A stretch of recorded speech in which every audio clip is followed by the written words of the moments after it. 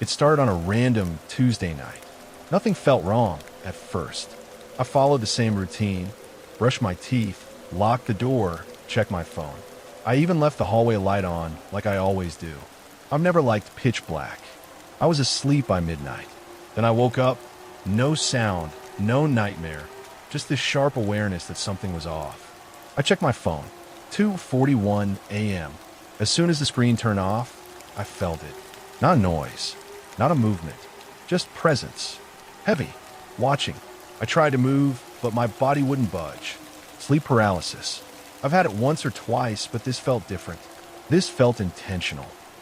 From a corner of my eye, I saw it. A figure, tall, still, hidden in the far side of the room. The shadows around it didn't shift. It wasn't part of the furniture. It was standing there, facing me, waiting. I couldn't close my eyes. I didn't dare, because somehow I knew if I blinked, it would move. The next morning, I told myself it wasn't real. Just sleep paralysis, stress. I've been overworking, skipping meals, staying up too late. But deep down, I knew better. I kept the lights on that night. All of them. I left a podcast playing, something funny, something loud, just to drown out the silence. I even blocked the closet with a chair, because that corner, that's where it stood. I wasn't planning to sleep, but at some point, I must have dozed off. Then the lights went out. All of them. Just like that. Total darkness. Then came the sound. A knock. Just once. From inside my closet. I froze. The kind of stillness that comes from instinct. Not fear, but survival. Like my body knew something had entered the room again. I stared at the closet. The chair was gone. Not moved. Not tipped over. Just gone. And the door? It was open. Only a few inches, but wide enough for something to step out. I didn't see it this time, but I felt it. Behind me. Breathing. Close. I couldn't move. I couldn't even turn around. It didn't speak. It didn't growl. It just existed. And in that moment, I realized something terrifying. It doesn't need to touch me. It just needs me awake. After that second night, I stopped sleeping. Not just out of fear, my body refused to. Every time I drifted off, I'd jolt awake, heart racing, eyes wide, searching that corner. I bought blackout curtains, stuffed towels under the door, even unplugged everything, thinking maybe electricity was messing with me. Didn't help. I kept seeing things move at the edge of my vision. Corners that stayed darker than the rest of the room. Mirrors that almost showed something that wasn't me. Then I noticed the bruises. First on my arm, then my neck, like fingerprints. Thin, long, and always in pairs. I started recording myself at night. I never watched the full footage, only needed a few seconds. One clip showed me sitting up at 3:07 a.m. Eyes open, not blinking, not moving, just staring at the closet.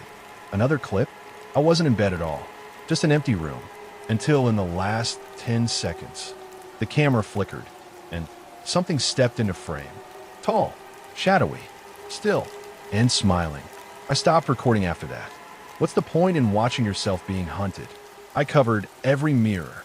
I stacked books in front of the closet. Started sleeping in the living room, with all the lights on. Didn't matter. It followed. Every night, I close my eyes for just a second and wake up with something new. A scratch down my back, mud on the floor, the smell of damp wood like rotting trees, and that feeling like I was never alone. The worst part?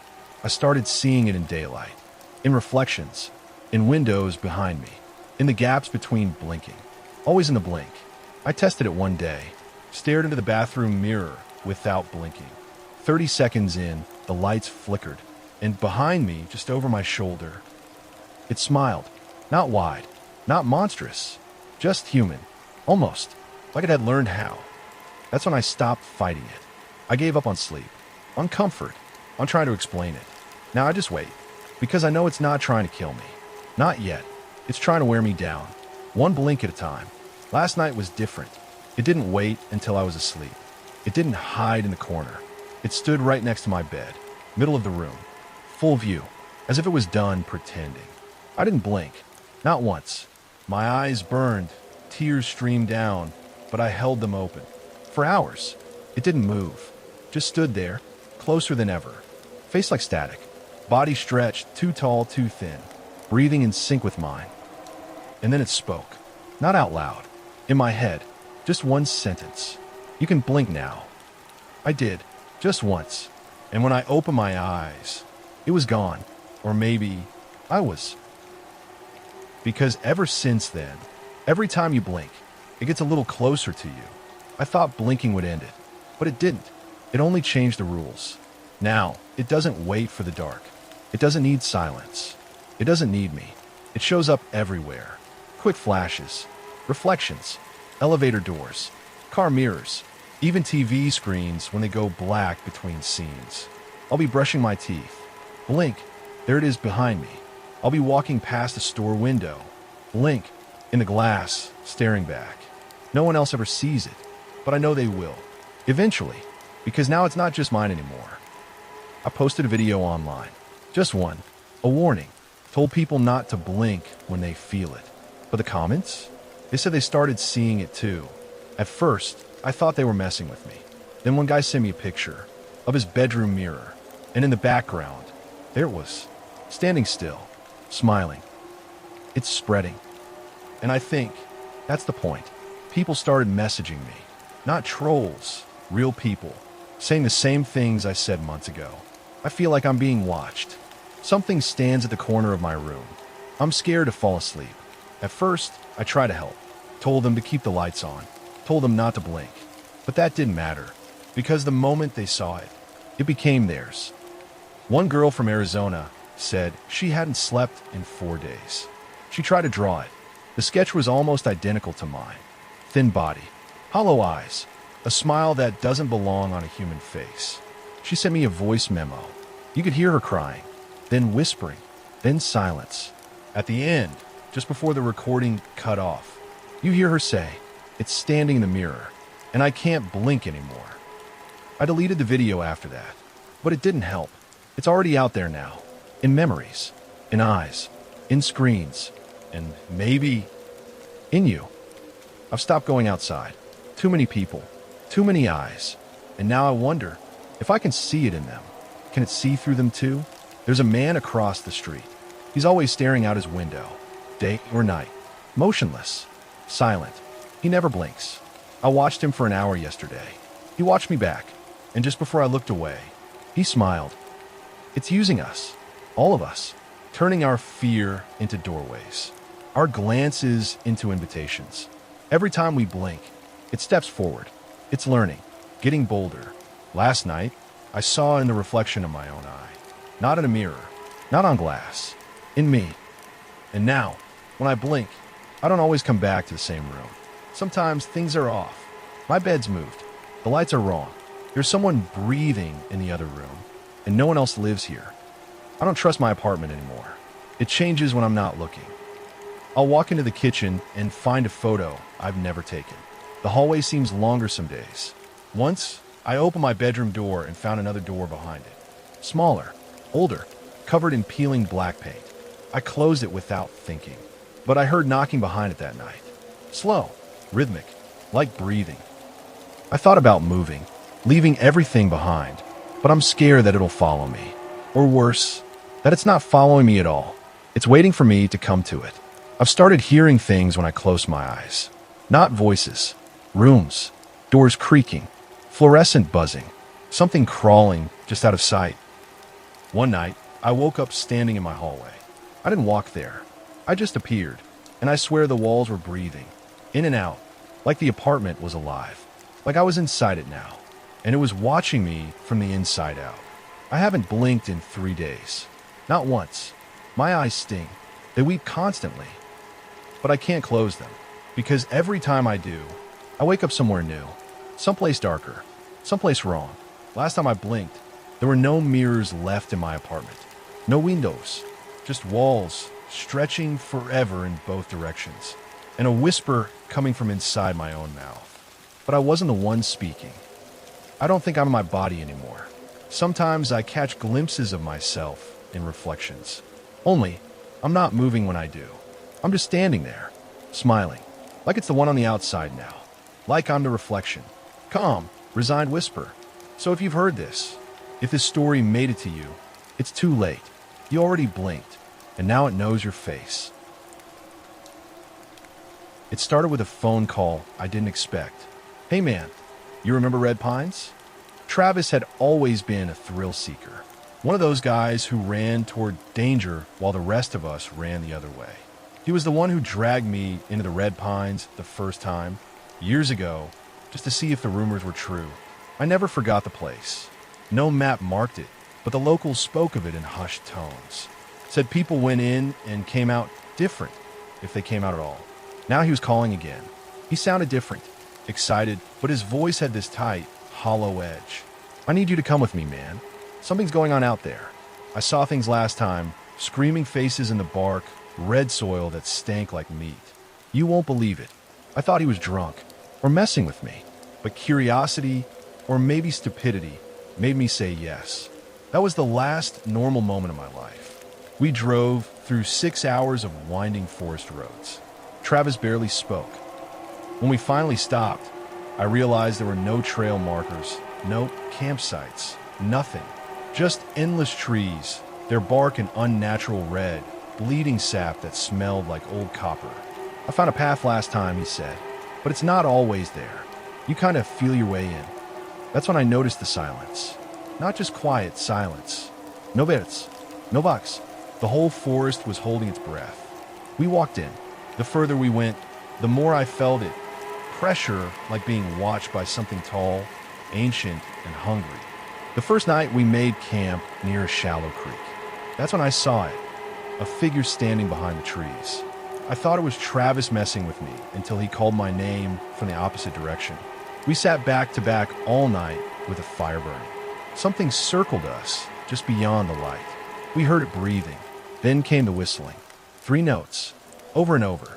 Same pitch, same timing. Not a bird, not human either. Travis whispered, "It doesn't like light. Don't ever let the fire die."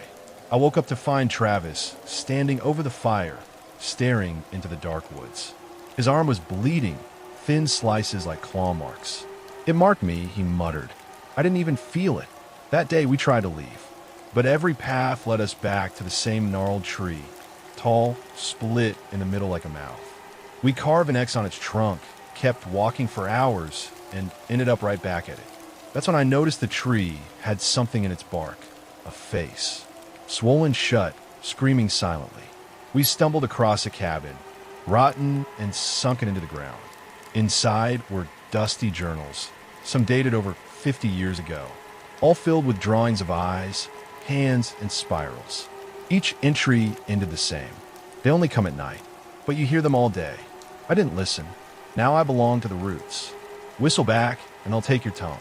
We heard scratching on the roof. Then the whistling started again, closer now. Travis screamed. Something heavy landed on the porch. We ran. We stumbled across a cabin, rotten and sunken into the ground. Inside were dusty journals, some dated over 50 years ago, all filled with drawings of eyes, hands, and spirals. Each entry ended the same. They only come at night, but you hear them all day. I didn't listen. Now I belong to the roots. Whistle back, and I'll take your tone. We heard scratching on the roof. Then the whistling started again, closer now. Travis screamed. Something heavy landed on the porch. We ran. Image prompt. Collapsed forest cabin at twilight. Ancient wood. Open doorway revealing a dark interior. Strange symbols carved outside. Sound cue. Roof thumps, wood groans, slow whistle echo from inside the cabin. We heard again, the 3-note whistle. But this time it came from all directions. I cover my ears. Travis didn't. He turned toward it, eyes blank, like he was being pulled by a string. I tried to stop him, but he shoved me down hard. They said I could stay. They said they'd let me in. He walked off the path. I chased him for hours. Never found him. Only found his shirt, torn and soaked, with finger bones in the pocket. I kept walking until my feet bled. I didn't sleep. I didn't eat. I didn't know what day it was. Then, I found the tree again, the one with the X. But this time, the X was gone. In its place was a carving of Travis's face. Mouth open in a scream. Eyes gouged out. I blacked out. When I woke up, something had stitched my own name into my arm with pine needles. There was a clearing, perfectly round. Dead silent. Every tree bent inward like they were bowing. In the center, a red circle made of bones. I stepped in by mistake. The moment my foot crossed, I felt them watching. Dozens, maybe hundreds. The trees shook. A low groan echoed from underground. And then the soil opened. A pale hand reached up. I ran like hell. I tried to hide inside a hollow trunk. It wasn't hollow. It breathed. Inside were ribs, wet and pulsing.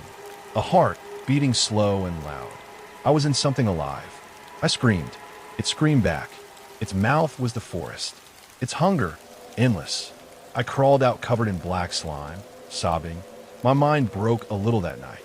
I woke to drumming. Figures in cloaks stood in a circle around the bone ring.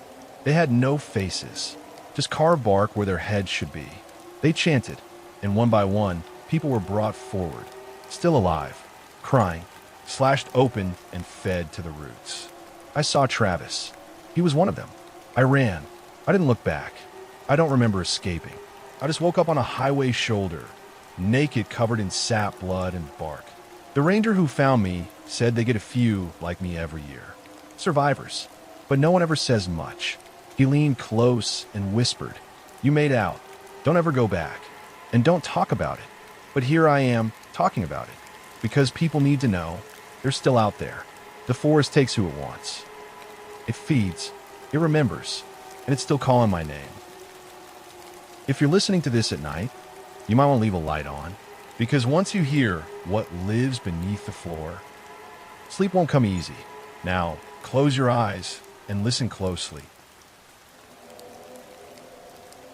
It was just supposed to be temporary. 1-bedroom apartment, 4th floor, nothing special. Too quiet, honestly. You know those buildings where the silence feels unnatural? No city sounds. No neighbors arguing. No TVs. Just stillness. I moved in late one evening, unpacked the essentials, brushed my teeth, and crawled into bed. That's when I heard it. The sound. Faint. Muffled. But definitely there. Coming from beneath the floorboards. At first, I thought it was plumbing. Or heating pipes. But it had a rhythm. Knock, knock, knock. Then silence. Then again, knock. Knock, knock. I knocked back one night just for fun. It stopped. And then it knocked again. This time, matching the exact pattern I just tapped. I asked the landlord the next day, "You sure it's not from below?" I asked. He blinked. "There's nothing beneath your unit," he said. I laughed. "You mean like storage?" "No," he said. His voice went weirdly flat. "Your unit's on the bottom floor. There's just concrete below that." It didn't stop. The knocking got louder. Then dragging sounds, like something was crawling under the floor. I put my ear to the floorboards, and I heard breathing. Not human breathing. Wet. Shaky, like something was struggling to exist. There's a loose panel in my bedroom floor, always a little colder than the rest. One night, just after 3 a.m., it slid open on its own. I was fully awake, frozen. A whisper came through, so soft I almost thought I imagined it. "Don't move." Then something thin and gray pushed partway out. I ran. It speaks more now, every night, around the same time. I try to pretend I'm asleep, but it knows. It says things like, "Come down here. You left me behind. You were supposed to stay." I don't know what it means. I've never been down there. Have I? I did some digging. There was another tenant in my unit years ago. She disappeared. No trace. People assumed she moved out, but a janitor told me quietly. She said the floor was calling her. The night she vanished, neighbors reported dragging sounds. And then, silence. I started waking up somewhere else. Not outside. Not in the hallway. Inside the floor. Half wedged between panels, splinters in my arms. Once I woke up with dirt under my fingernails. Another time, a tooth in my hand. It wasn't mine. Last night, the floor split open wider. And I swear, it was breathing. Like the floor wasn't a floor at all, but a mouth. And every knock, was it learning how to speak? I don't think it wants to hurt me. I think it wants me to stay. Forever. If you're hearing this, if you ever move into an apartment that's too quiet, don't stay the night. Don't answer the knocking. Don't peel back the floorboards. Because once you hear it breathing, it's already under you too. And it doesn't stop until you answer. If the silence in your room feels heavier now, it's because something might be listening. Don't look under the bed. Don't knock back. And if you're still awake, subscribe and join us again next time something calls from the dark.